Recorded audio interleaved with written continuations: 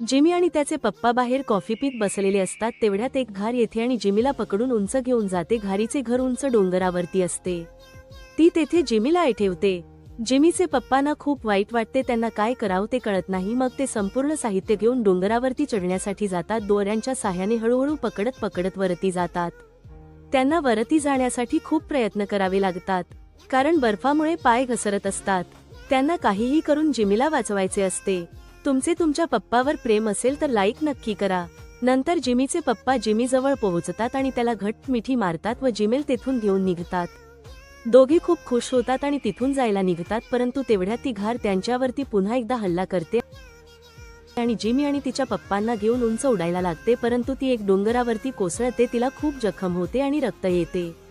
मग जिमीचे पप्पा त्या घारीला सुद्धा आपल्या सोबत घेतात आणि आपल्या घरी नेतात। तिची खूप काळजी घेतात आणि तिला बरं करतात।